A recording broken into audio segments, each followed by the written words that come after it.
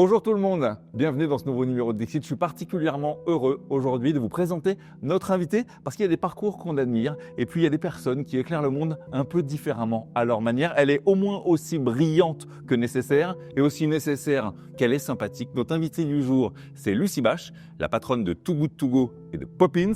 Bonjour Lucie. Bonjour. Bienvenue à la maison. Merci. Je le disais, ça me fait très plaisir. Tu es ce qu'on appelle une entrepreneuse à impact. Cofondatrice de Too Good To Go. Maintenant, le nouveau bébé, c'est Poppins. Poppins. Ça vient du sac de Mary Poppins, c'est ça? Tu nous expliqueras. Juste avant ça, j'aimerais qu'on revienne un petit peu dans le temps. Tu es né sous l'ère de la dernière présidentielle Mitterrand, sur le fin de règne de Dorothée. À l'époque, au cinéma, il y a Thelma et Louise. J'ai noté également, tu as un Basic Instinct. Toi, qu'est-ce que tu gardes de ton enfance des années 90-2000 que tu as traversé? Comment tu l'as en tête, ce truc-là?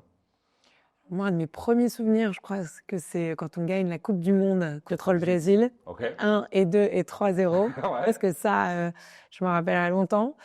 Pour moi, le président de mon enfance, c'est quand même plutôt Jacques Chirac. Ouais, ok. C'est avec lui que j'ai grandi. Et après, une enfance franchement super heureuse. Assez douce. Hyper douce. J'ai grandi dans le 4e arrondissement de Paris. Ouais. Je suis allée à pied à l'école toute ma vie, Ok. avec mon grand frère et ma petite sœur. Des parents aimants avec qui on avait toujours le fameux repas de famille tous les soirs. Le brunch le dimanche. Enfin, ouais, franchement, j'ai toujours dit que waouh, j'ai été tellement chanceuse dans mon enfance que je suis très heureuse. Voilà. Très heureuse. L'école, t'es bonne élève, t'es un peu électron libre. Je suis clairement les deux. Ouais, ok. Je suis la première de la classe qui est insolente et qui bavarde, quoi.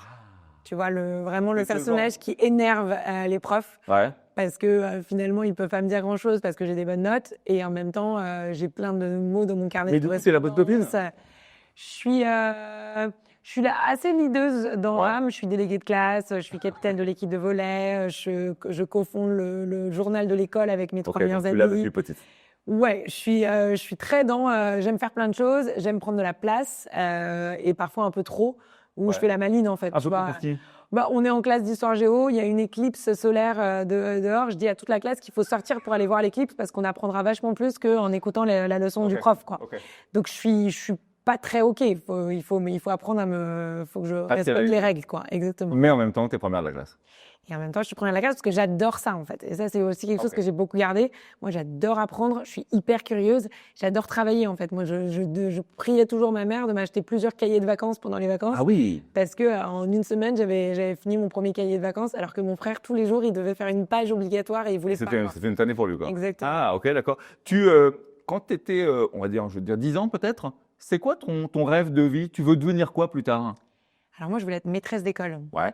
Ok. Je faisais la classe à mes doudous, ils avaient tous un cahier, je faisais tu sais, j'avais pas le droit d'utiliser l'imprimante à la maison, donc j'écrivais les Ouais. 12 exercices à faire. Ensuite, je les faisais parce que mes doudous ne pouvaient pas les faire.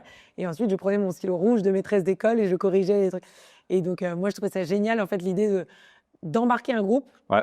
et de transmettre. Bah, justement, ça, toi, qu'est-ce que la jeune Lucie a laissé à la femme que tu es aujourd'hui? C'est peut-être ça, d'ailleurs. Parce que j'ai pas beaucoup changé. Ouais. Ouais. Dès qu'il y a une éclipse, chut. Voilà, dès qu'il y a une éclipse, j'y vais à fond. Et non, et je pense que la joie du collectif, Ouais. moi, c'est un truc qui je pense, me suit depuis que je suis toute petite et D'accord. encore aujourd'hui, quoi. On le disait dans ton enfance, les fondations, les parents aimants et tout ça. Je suis un tout petit peu plus vieux. J'ai ce souvenir que mes parents, par exemple, ils étaient presque pas au courant. Toi, cette notion de partage que tu as aujourd'hui, d'anti-gaspi, de tout ça. Moi, clairement, c'était pas remonté jusqu'à eux encore. Et donc, je n'ai pas été élevé là-dedans. Toi, tu penses qu'il y a eu ce filon chez toi, cette filiation de tes parents? Le bon sens, Ouais. oui, beaucoup. Ouais. On parlait pas d'écologie, on parlait pas de même solidarité au sens large, Ok. mais par contre, dans le concret, j'avais tout le temps le droit de ramener des amis à la maison. On a D'accord. toujours fêté mon anniversaire à la maison. Oui, ouais, ok, d'accord. Côté ne pas te gaspiller un repas ou autre chose comme ça. Complètement pareil, c'est tu finis ton assiette et moi j'ai toujours fini mon assiette jusqu'à la dernière miette, je pense que aussi parce que j'étais gourmande. Ouais. Mais oui, on a jamais rien jeté à la maison, mais encore une fois pas par conscience écologique, juste parce que c'était normal. C'était comme ça. C'est une éducation comme ça. Ouais. Ok, d'accord. Bravo, chevalier de l'Ordre national du mérite. Tu as reçu cette distinction récemment. On passe rapidement dessus, mais qu'est-ce que ça fait chez toi? Est-ce que ça change les choses? Je pense que c'est beaucoup de fierté. Ouais. Moi, j'adore mon pays. Donc, Ouais. avoir une reconnaissance à cette hauteur de son pays, c'est forcément une fierté. Ouais. Ça fait plaisir à notre entourage aussi. Après, moi, j'ai eu la chance de... Enfin, en fait, je pense que la reconnaissance qui compte le plus pour moi, c'est celle des gens avec qui je travaille. Et ça, Ok. ça a toujours été, parce que c'est eux qui me connaissent vraiment, c'est eux qui me voient au quotidien, c'est D'accord. eux qui me font confiance aussi. Et donc, c'est toujours le plus important, moi, les retours de mes équipes. Ouais. Mais clairement, être chevalier de la Légion d'honneur, C'est chouette. on peut s'en enorgueillir, Bah ouais, enorgueillir, tout à fait. tu m'étonnes. Je voudrais qu'on reprenne le début du vrai tournant, Lucie Bage. C'est en gros, il y a un moment donné, tu claques la porte de chez Nestlé. Ouais. Déjà, je voudrais que tu nous racontes un peu ce moment-là. Pourquoi tu le fais? À ce moment-là, j'ai 23 ans. Ouais, t'es très jeune. Ouais, je suis ingénieure. Ça fait 2 ans que je travaille et je suis en graduate programme, donc j'habite sur le parking de l'usine. Ouais. Tu sais, tous les 6 mois, on change d'usine Ouais. et donc on réapprend un niveau type de procédé. Ouais. Et c'est génial parce que du coup, moi, je me retrouve à être dans une usine de bouteilles d'eau en plastique et donc j'apprends à faire les bouteilles d'eau en plastique, Ouais, ok. de capsules à café, Dolce Gusto, etc., de pet food même, de confiserie. Ouais. Et donc tout ça, ça me passionne. Et en même temps, tu vois, j'habite vraiment sur le parking de l'usine, sur des logements de fonction, et j'y passe 200% de ma vie, en fait. Et je suis dans des petits bleds Ça, à ce moment-là? au fin fond de l'Angleterre. En fait, moi, j'adore apprendre, donc je trouve ça Ok. super intéressant. Et en plus, je suis au contact de gens que je n'aurais jamais fréquentés sinon, parce que D'accord. c'est des ouvriers d'usine qui ont grandi dans un village au milieu de l'Angleterre. Et moi, en fait, pour la petite Parisienne qui est grandie dans une espèce de cocon, Ouais. je découvre enfin la vraie vie et je découvre des gens qui bossent super dur pour... Oui, d'accord, ouais. Et donc, pour moi, c'est hyper enrichissant. D'accord. Donc, j'adore ça. Et en même temps, au bout d'un moment, je me dis, en fait, c'est quoi ce système alimentaire dans lequel on Ça s'est commence à- enfermé on jette énormément. C'est à ce moment-là que je découvre qu'on jette 40% de la nourriture qu'on produit sur la planète. Et là, je me dis, mais c'est impossible. Et donc, en fait, au bout d'un moment, je peux pas continuer à passer 200% de mon temps à faire quelque chose qui ne corresponde pas à mes valeurs. Et donc, c'est mon manager chez Nestlé à ce moment-là qui me dit, écoute, t'as une envie de folle, t'as du talent, va-t'en maintenant, quoi. Parce que moi, j'aurais dû le faire il y a 10 ans, je l'ai pas fait. Ah oui, Aujourd'hui, d'accord. Ah, j'ai, mais- ouais, c'était un super conseil de manager. ça m'étonne. Et du coup, effectivement, je me suis pas trop posé de questions. Je me suis dit, je me donne un an. J'ai un an d'avance à l'école. J'ai jamais redoublé. Si ça fonctionne pas, je pourrais toujours retrouver un Pas job. grave, ouais. Et donc, Ouais. je me suis dit, le risque est pas énorme.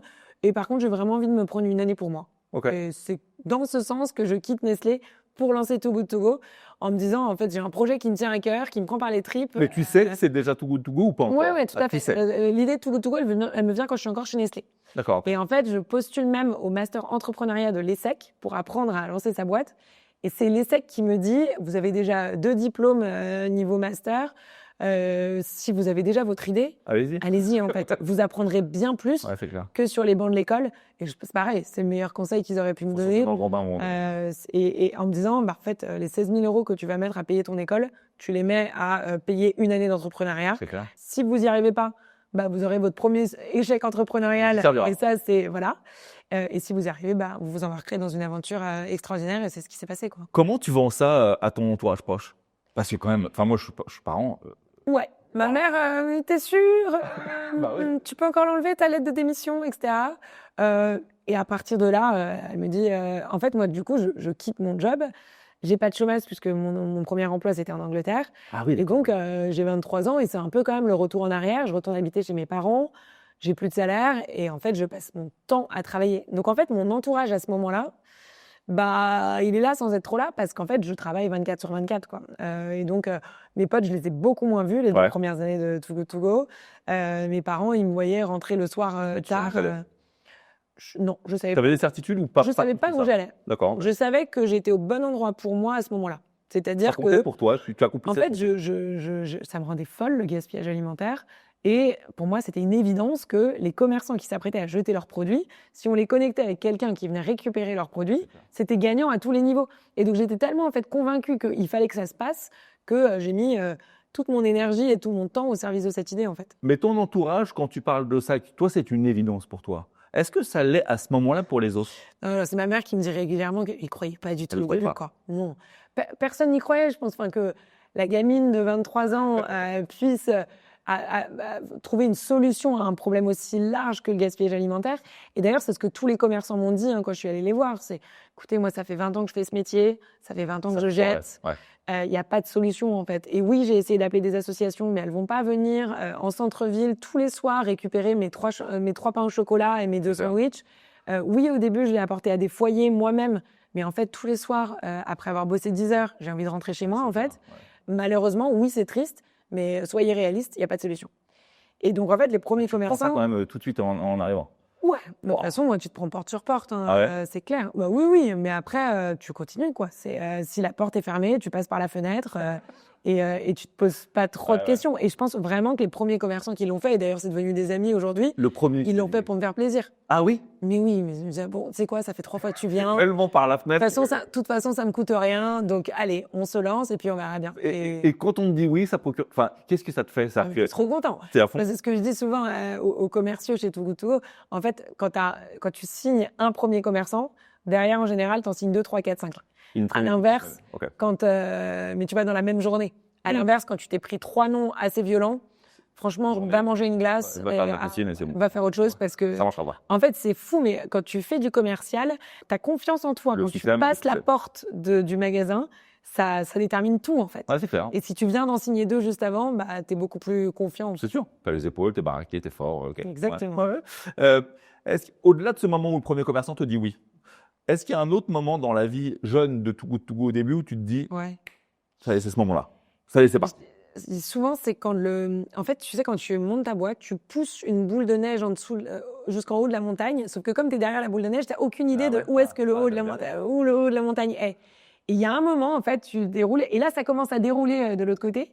Et tu n'as plus qu'à suivre et à courir le plus vite possible parce que la boule, elle déroule très vite. Elle va vite. Et moi, je pense que ce moment, c'est le moment où le premier commerçant nous a contactés de lui-même pour rejoindre l'application. Alors que c'est vraiment, on passait notre temps à aller taper aux portes, etc. Et là, au moment où le premier commerçant nous dit « Oui, j'ai entendu parler de vous, j'aimerais rejoindre l'application », là, on se dit « Attends, c'est une blague ». Et le moment encore plus symptomatique, c'est le moment où la Tour d'Argent, qui est quand même une institution à Paris, nous contacte en disant « J'ai entendu parler de vous, on ouvre une boulangerie, la boulangerie de la Tour, qu'on aimerait rejoindre l'application ».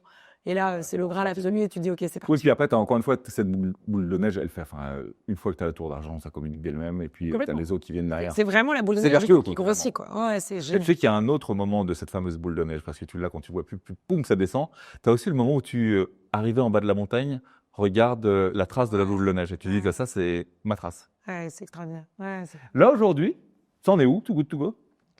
Alors aujourd'hui, on a sauvé 500 millions de repas de la poubelle. On en sauve à peu près 5 par seconde. Donc tu vois, quand tu imagines ça, tu te dis, on est dans 19 pays. Incroyable. Donc aussi aux États-Unis, au Canada, en Australie, en plus de tous nos pays européens.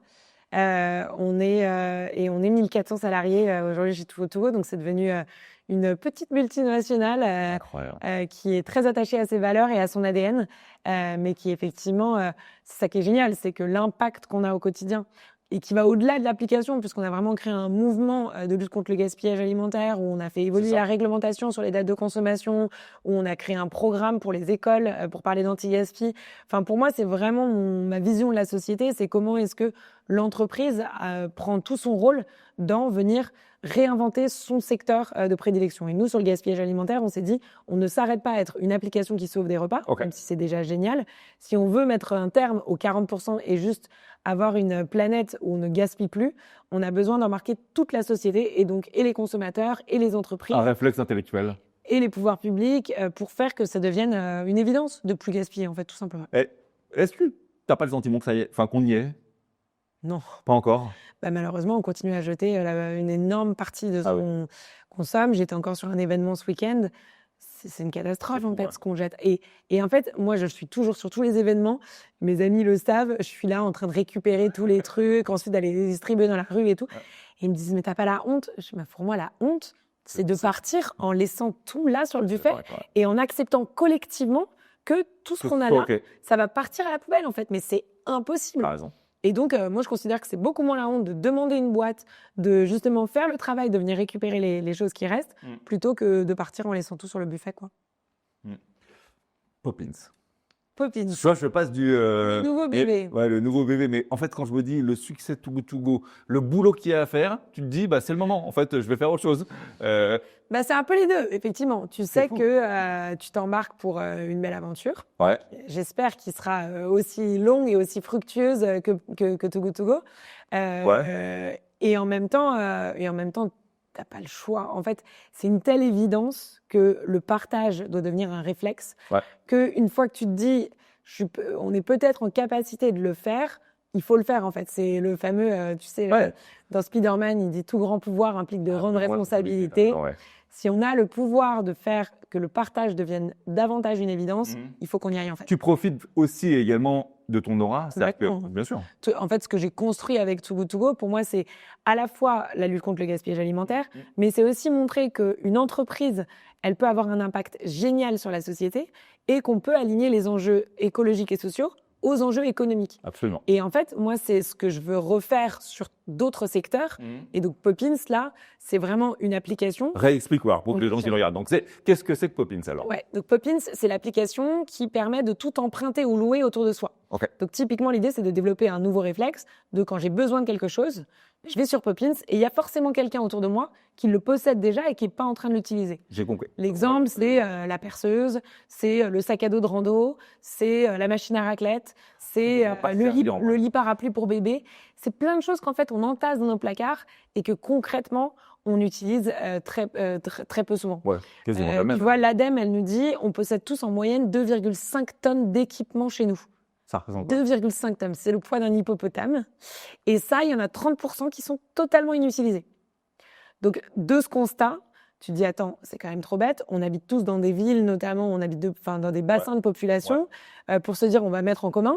Et en fait, aujourd'hui, on met en commun les routes, et on met en commun la cage d'escalier et le toit de l'immeuble, mais c'est tout, en gros, globalement. Ouais. Comment est-ce qu'on fait pour que demain, quand j'ouvre mon placard, grâce au digital, ce soit plus seulement mon placard, ce soit le placard de tout mon quartier? C'est clair. Et là, t'imagines, tu te projettes, en fait, d'un coup, on est tous beaucoup plus riches collectivement. Bien sûr. Parce que mes affaires sont tes affaires sont mes affaires.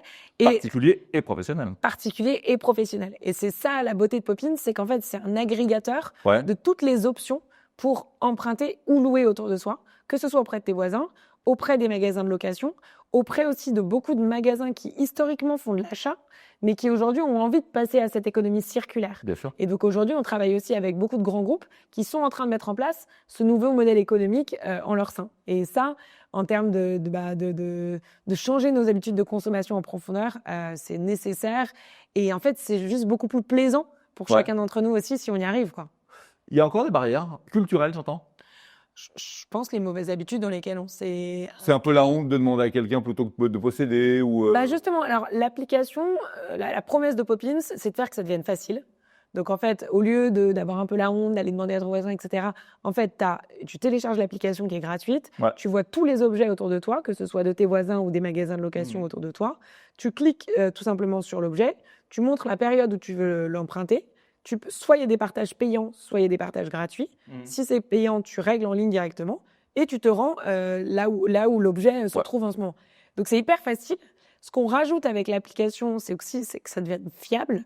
Cet aspect tiers de confiance, je sais que ça va bien se passer, il y a la protection Poppins qui me couvre si besoin, je fais confiance aussi aux utilisateurs de l'application, etc. C'est hyper utile.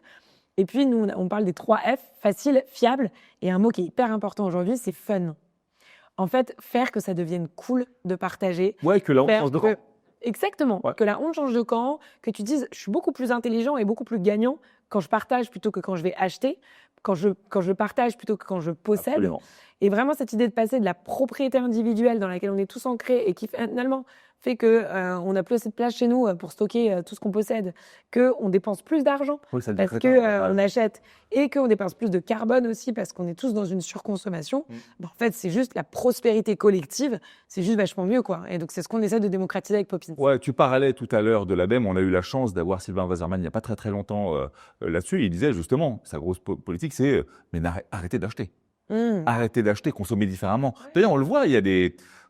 j'ai pas fait le tour de la question, mais on le voit, par exemple, le patron, je crois, de Fnac Darty tout à fait. impose beaucoup maintenant le fait de dire lui-même Arrêtez le crétin, quoi. Parce qu'on a compris en tant qu'acteur économique que le modèle linéaire, ça ne tiendra pas en C'est fait. clair. Donc on est obligé de passer à des modèles circulaires et pour ça, il faut réinventer les usages des utilisateurs. Et ça, c'est ce qu'une application peut faire, ce qu'un Fnac Darty aura peut-être plus de mal à C'est faire vrai. parce qu'ils sont ancrés dans... Il et donc, Il n'y a pas le tiers de confiance. exactement. Et c'est pour ça que nous, on collabore vraiment avec ces grands groupes pour se dire, faites-nous confiance pour faire que ça devienne lifestyle de partager. Ah, Et pour moi, ce qui est très important aussi, c'est dans cette transition écologique dans laquelle on doit tous s'embarquer, c'est comment est-ce qu'on arrête de se dire, ça va être moins bien après, la fête est finie, il faut arrêter de faire tout ce qu'on faisait avant, et plutôt de se dire, quelles sont toutes les nouvelles habitudes géniales qu'on va pouvoir commencer.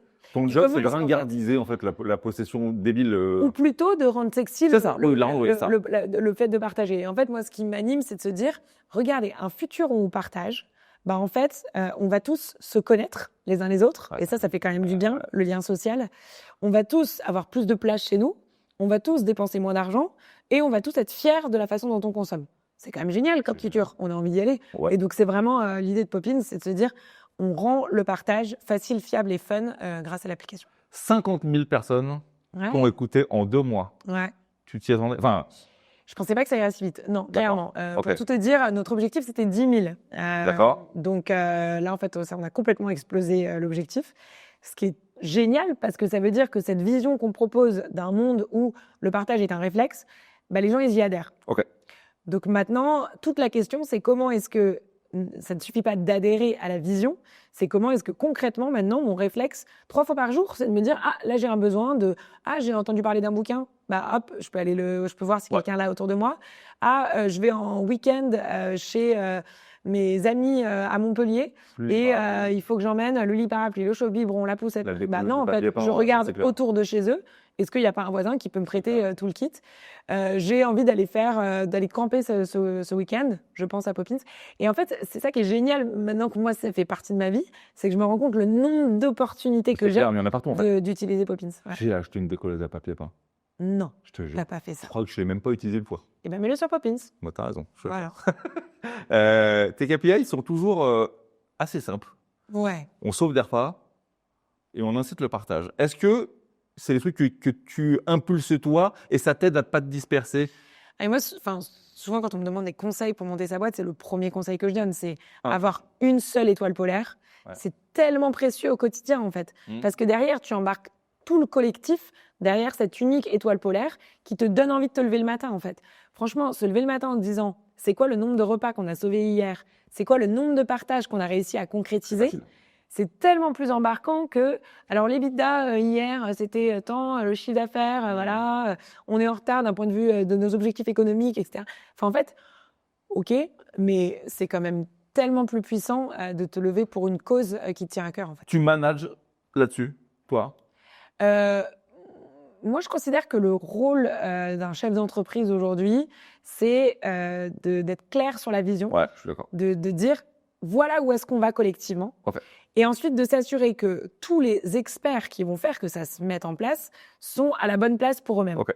Et c'est pour ça que moi, je compare beaucoup plus à un chef d'orchestre en disant, bah, le chef d'orchestre, en fait, il va suivre la partition, il va s'assurer que l'harmonie fonctionne bien, mais c'est pas lui qui sait jouer du violon, du violoncelle, du piano, etc. Par contre, il va s'assurer que tous ces artistes extraordinaires sont coordonnés pour produire ensemble une œuvre collective. Ouais. En fait. Comment on voit que tu avances un peu en bande? Hein? En bande. Tout à fait. En bonne Tu as des cofondateurs qui sont avec toi depuis Too Good To Go. Comment ça se passe venez, on va là, maintenant? C'est toi qui l'impulse, ça? C'est naturel. Enfin, c'est un venez on va là qui vient de nous en fait. Donc effectivement, Jonas et Franco, c'est eux qui ont monté Too Good To Go en Belgique. Ouais. Et donc, moi, ça a été mes collaborateurs pendant des années. Ensuite, avec Jonas, on est parti lancer les États-Unis. Et franchement, rappelle partir de cette 2 période. ans, habiter aux États-Unis en plein Covid, ça tisse des liens très concrets. Donc aujourd'hui, je suis très fière d'être même la marraine de la fille de Jonas. Enfin voilà, c'est devenu des amis, c'est des liens. C'est presque comme en la fait. famille, finalement. Complètement. Bon, en fait. Et donc, un jour, je vais rendre visite à Bruxelles à Jonas et ils me parlent de ce projet sur lequel ils sont en train de travailler avec Franco. Eux, ils étaient sur le partage d'espace. et de se dire, c'est trop bête, on a des immeubles de nuit, c'est-à-dire les immeubles où on dort mais où on ne travaille pas la journée, et des immeubles de jour qui sont vides la nuit. Et donc, il disait sur comment est-ce qu'on fait évoluer ça. Et moi, je suis assez obsédée par ces nouveaux usages qui deviennent des réflexes. Ouais. Et donc, ce dont on discute, c'est si on veut que ça devienne un réflexe du quotidien, le côté équipement du quotidien, le côté objet dont on vient de parler, comme le bricolage, le ménage, la cuisine, le camping, etc. C'est beaucoup plus concret, en fait. Ouais. Et donc, en fait, de cette discussion avec Jonas et Franco, on arrive à se dire, mais en fait, on a trop envie de refaire quelque chose ensemble. Et ce sujet-là, il nous parle tous, il nous prend par les tripes, en fait. Donc, bien sûr qu'on y va. Et en fait, ce qui est génial, c'est que, si tu veux, c'est naturel. Le lendemain, on y est, quoi. Enfin, en fait, c'est ça qui est assez génial. Quand les planètes sont alignées, ça se déploie très vite. Et donc, quelques semaines plus tard, je demande à mes amis, les cofondateurs de Blablacar, Francis Napez et Frédéric Mazella, s'ils connaissent pas un super CTO, quelqu'un qui va pouvoir coder l'application. Ouais. Et là, ils me font rencontrer Loïc. Et pareil. Et Loïc, il me dit, non, mais on peut se voir si tu veux, mais moi, je veux pas me relancer dans une aventure, etc. Et en fait, après 2 cafés, Super, on y va. Et bien sûr qu'on y va, quoi. Comment, parce qu'il y a quand même des réalités de la vie, alors tout ça, moi je bois tes paroles, mais comment on fait qu'une entreprise à impact sociétal comme ça, ça soit également rassurant pour les banques, les investisseurs? Comment tu fais? Moi, j'ai cette obsession de comment est-ce qu'on aligne les enjeux écologiques et sociaux aux enjeux économiques. Et quand je te parle de mes étoiles polaires, bien évidemment, le nombre de repas sauvés et le nombre de partages, ils doivent être liés à une rentabilité économique. Bien sûr. Et donc, pour Too Good To Go, quand tu sauves un panier à 4 € sur l'application, tu récupères à peu près 12 € de produits. Il y a 1 € en gros qui revient à l'application et 3 € qui revient aux commerçants. Okay.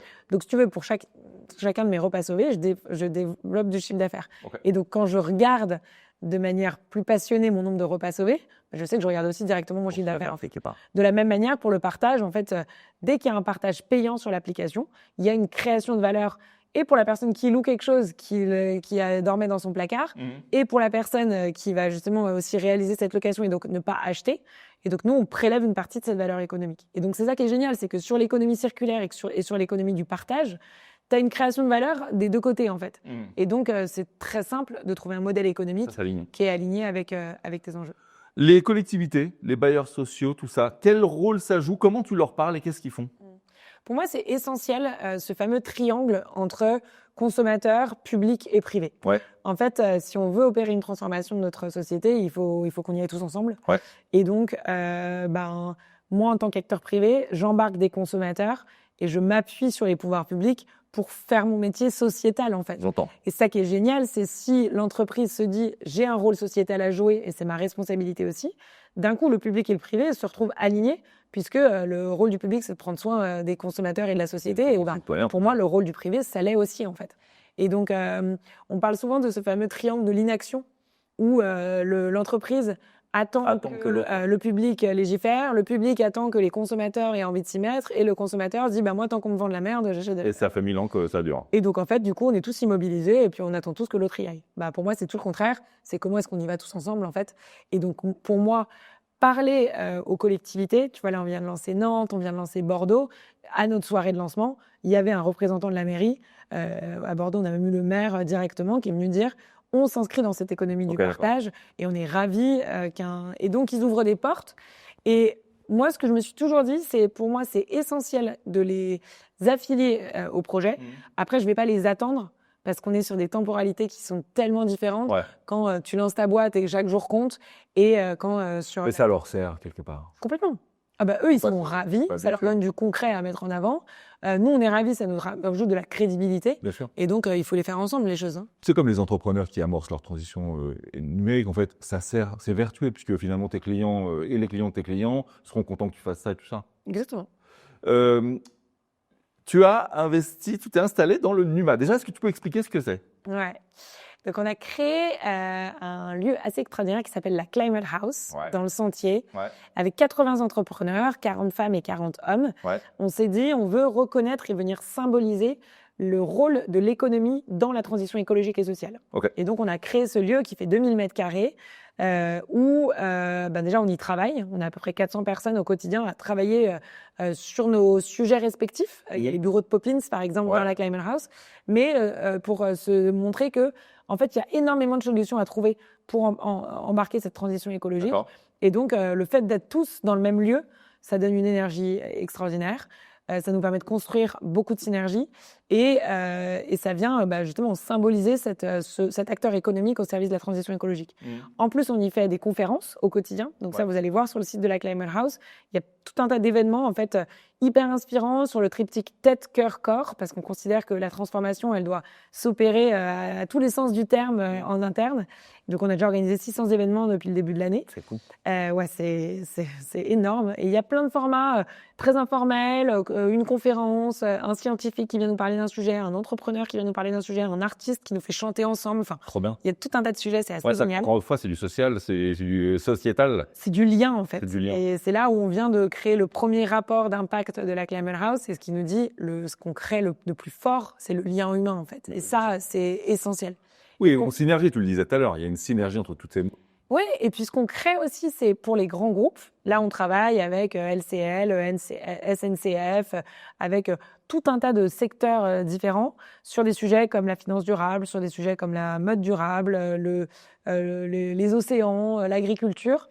Et on crée des programmes sur mesure pour ces grands groupes qui ont leur roadmap de transformation, mais qui ont besoin de cette attitude entrepreneuriale pour mettre en place leur roadmap de transformation. Ça se rapproche beaucoup de ce que fait l'ADEME, quelque part. Alors, on travaille avec l'ADEME, effectivement. Justement, le président était là il y a 2 semaines. Ouais, salut Sylvain. Exactement, parce qu'on a besoin d'eux et ils ont besoin de nous, en fait. Et c'est ça qui est absolument génial. Bien sûr. Donc, si vous avez besoin d'aide pour accélérer la transformation de votre entreprise, n'hésitez pas à venir frapper à la porte de la Climate House. On dit, comme tu l'as dit au début de ton podcast, bienvenue à la maison, parce que l'idée, c'est de s'inspirer les uns les autres et de ne pas être dans le jugement, mais être dans l'embarquement de masse, quoi. Est-ce que tu ne serais pas en train de réinventer le bon sens qu'avaient nos grands-parents ? Moi, j'adore ce terme de bon sens. C'est du bon sens, tout ça. Et ce fameux même bon sens paysan, tu vois. Moi, j'ai pas mal travaillé sur les sujets d'agriculture et tu le vois, le partage, c'est une évidence parce qu'en fait, tu vas pas avoir un tracteur par ferme, en fait. Tu es forcément obligé de le partager. Il y a beaucoup d'entraide. Et je pense que si on arrive à remettre du bon sens dans notre société, déjà, on sera tous plus heureux. Parce que franchement, écouter la radio tous les matins et te dire le nombre d'absurdités on est complètement fou, en fait. On est en train de s'autodétruire. Donc, ça fera du bien au moral. C'est clair. Et ensuite, on arrivera à opérer cette transformation écologique et sociale en respectant nos enjeux économiques, en fait. On parle beaucoup dans Poppins d'objets qu'on possède, de possession. Toi, il y a un objet que tu as du mal à virer ? Ou que tu aurais du mal à dire « Ah, je vais le louer, celui-là ». Je dois dire que mon téléphone portable n'est jamais très loin et qu'en fait, il me sert à absolument tout, que ce soit être en contact avec mes proches, à travailler, à prendre des photos. C'est un mal pour un bien parce qu'on sait à quel point ça nous prend de la place de cerveau et qu'en même temps, ça nous permet d'accélérer, d'être des super-humains, en fait. C'est tout. C'est clair. Tu parles de super-humains. En fait, toi, tu es entrepreneuse, leader, figure maintenant emblématique, connue. Quelle est l'image que tu préfères de toi ? Quelle est l'image que tu préférais qu'on retienne de toi ? C'est marrant. La manageuse, la chef d'entreprise, la lanceuse d'alerte, quelque part ? Je pense que les compliments qui me font le plus plaisir, c'est quand on me dit que j'ai une énergie qui est contagieuse. Ça, c'est clair. Et ça, en fait, moi, j'adore parce que je dis souvent que la passion, c'est contagieux. Et je pense que plus on est au contact de gens passionnés, plus on est passionné. Et la passion, ça sauve le monde, en fait. Donc ça, c'est hyper utile. Et après, ce que j'aime bien aussi, c'est quand on me dit que je suis très accessible, en fait. Et c'est vrai que moi, je trouve ça ridicule un peu de mettre les gens sur des piédestals, etc. En fait, on est tous qui on est. Enfin, en fait, on est tous humains. Et ce qui est important, c'est d'être à la bonne place pour soi. Et d'être aligné par rapport à ce qui... Exactement. Et moi, je considère que j'ai la chance d'être au bon endroit pour moi. Donc, j'ai jamais l'impression de travailler. J'ai jamais La petite Lucie sera fière. Ça fait le taf, quoi. Et puis, je suis toujours la petite Lucie. Non, mais c'est ça qui est drôle, tu vois. C'est que, ma mère, elle me reconnaît complètement là où je suis aujourd'hui. Et ça l'étonne pas tant que ça, en fait. Mais sans... Et tu vois, à l'inverse, j'ai un frère et une sœur que j'adore, qui font des métiers totalement différents, qui sont beaucoup plus dans... Ma sœur, elle réalise des documentaires et elle se démène sur tout un tas de sujets. Mon frère, il fait des jeux vidéo en 3D. Et en fait, pour moi, ils ont autant réussi que leur vie parce qu'ils sont au bon endroit pour eux. Bien sûr. Et ils sont heureux, en fait. Bien sûr, bien sûr. Et ça, je trouve que c'est hyper fort de se dire, quel que soit le secteur dans lequel tu es, quel que soit le nombre d'articles de journaux qui ont eu lieu, ce qui est important, c'est de se sentir aligné et d'être au bon endroit pour soi, quoi. Même si on l'a dit que tu n'es pas finalement très loin de cette petite Lucie qui était là au début, qu'est-ce que tu as quand même appris de toi-même? Ouais. Ta forme de résistance? Bah, je me suis toujours sentie très, très extravertie. J'adore le collectif, on en a déjà beaucoup parlé. Quand je fais des tests de personnalité, je suis 92% extravertie. Je pense que ce que j'ai réalisé ces dernières années, c'est que ma partie introvertie, elle était aussi importante. Okay. Et qu'en fait, c'est génial d'entretenir énormément ses relations aux autres, mais qu'en fait, la relation la plus importante que tu auras toute ta vie, c'est ta relation à toi-même. Toi-même, bien sûr. Et moi, ma grand-mère, elle disait, quand je me regarde dans la glace, je vois ma meilleure amie. Et en fait, cette idée de comment est-ce qu'en permanence, je prends soin de ma relation à moi, Ouais. comment est-ce que je sais prendre soin de moi, comment est-ce que je sais me faire du bien. Comment tu te connais vraiment? Voilà, comment je sais ce qui me donne de l'énergie et ce qui m'en prend. Ça, c'est des choses que j'ai découvert plutôt ces 5 dernières années. Ok, d'accord. Et je considère que c'est un des apprentissages les plus utiles pour la vie et que c'est un truc où tu n'as jamais fini. C'est clair. Mais plus tu passes du temps avec toi-même, plus, tu sais, tu mets ton masque à oxygène à toi avant de pouvoir le mettre aux autres. Et ça, je pense que pour l'entrepreneuriat, c'est pas un sprint, c'est vraiment un marathon. Je pense que la vie, c'est un marathon aussi. Ouais. Et donc, pour continuer à vivre heureux sur le long terme, il faut savoir faire attention à soi. Si c'est pas possédé, ton luxe à toi, c'est quoi? Moi, c'est la reconnexion à la nature. Ah ouais, ok. Ça paraît. J'aurais dit le temps, tu vois. J'ai pas de temps. Donc, pour le coup, c'est pas un luxe. Mais par contre, oui, moi, j'ai grandi à Paris, comme je le disais. Et en fait, j'ai découvert la nature il y a à peu près 5 ans. L'émerveillement du vivant, le fait de passer du temps. Tu vois, moi, j'ai la chance d'habiter la moitié de mon temps dans le Morbihan. Et en fait, être au contact de l'océan, des oiseaux. Ça change. Mais c'est inestimable. C'est un luxe qui est absolument génial, en fait. Enfin, c'est tellement mieux qu'une journée shopping aller acheter et entasser, quoi. Ouais, t'as raison. Pour toi, la prochaine, on l'a vu, les objets, les repas, la prochaine révolution silencieuse. Alors peut-être que celle que tu as déjà en tête, ou en tout cas celle que tu vois arriver, c'est quoi? L'immobilier, les médias? Non, je pense que... Alors déjà, je vais passer beaucoup de temps sur Poppins parce que c'est vraiment... je pense qu'il faut le faire, en fait. Ouais. Mais après, moi, ce qui me prend par les tripes depuis toujours, c'est l'alimentation. Et je pense qu'on a un système alimentaire à réinventer complètement, un système agricole à repenser. Et donc ça, c'est forcément toujours dans un coin de ma tête de comment est-ce qu'on fait changer les choses. Et c'est notamment dans ce cadre aussi que j'ai repris un nouveau lieu. Plantation Paris. Qui s'appelle Plantation Paris. C'est fou. Qui est 7000 m² de toit terrasse. Où on a en plein Paris 1000 m² de potager en agroécologie. 18e arrondissement, ça? Dans le 18e arrondissement, exactement. C'est 1400 m² de serres bioclimatiques où on fait des herbes aromatiques, où on fait des micro-pousses. Dans le potager, on fait des légumes extraordinaires. Et ça, on vient de l'ouvrir au public. Et donc, tous les vendredis, samedis, dimanches, les gens peuvent venir aussi. On peut même aller boire un coup. On peut complètement sortir de la ville et découvrir, goûter. Là, on a fait du pesto avec le basilic du potager qui est juste extraordinaire. On cuisine de la cuisine végétale sur place. Et l'idée, c'est que la semaine, on organise des événements où en fait les entreprises peuvent privatiser le lieu. Ils peuvent louer cet endroit. Et c'est absolument génial. On peut monter jusqu'à 450 personnes. Super vue avec une terrasse, une vue sur Montmartre. C'est magnifique. Et en fait, on sort du temps. C'est ça qui est génial, c'est qu'on est en plein Paris et on ne voit plus une voiture, on n'entend plus une voiture. Les seuls bruits qu'on voit, c'est les trains qui passent parce qu'on est en bord des rails. On a une vue sur Montmartre absolument géniale et vraiment, on sort du temps. Et donc moi, que ce soit pour organiser vos événements pendant la semaine ou venir boire des coups le week-end, vraiment, je recommande de venir dans cet endroit. C'est ce besoin de nature qui t'a fait aller là? Je pense que c'est l'amour de l'agriculture et de l'alimentation. Ouais. Et je pense que c'est aussi cette envie de créer un campus en plein agri, en pleine ville, pour se dire, pour nourrir la ville de demain, comment est-ce qu'on va réinventer ça? Et le rêve, c'est, tu vois, de faire une climate house dédiée aux enjeux agri-agro qui vient s'ancrer dans un lieu comme Plantation, quoi. Mais ça, en fait, moi, je le savais même pas, mais ça existait déjà. Les grands chefs venaient se fournir ici. Tout à fait. On livre les chefs étoilés. On fait des paniers de fruits et légumes pour les riverains. L'idée, c'est même de faire un marché tous les dimanches où tu peux venir acheter tes légumes du potager, où on a le boulanger du coin qui vient aussi vendre ses pains, et donc de créer en fait un nouveau marché où le matin même ils sont là à 10 mètres dans le potager et où tu les as dans ton assiette. C'est combien de personnes qui s'occupent de cet endroit, à peu près? La capacité du lieu. Non, je sais que tu peux mettre, quand j'ai vu sur le site, tu peux presque mettre 500 personnes. C'est ça, 500 personnes. En soirée, tu peux mettre 500 personnes dans un Exactement. soir. Non, mais combien de personnes s'occupent de ce lieu-là?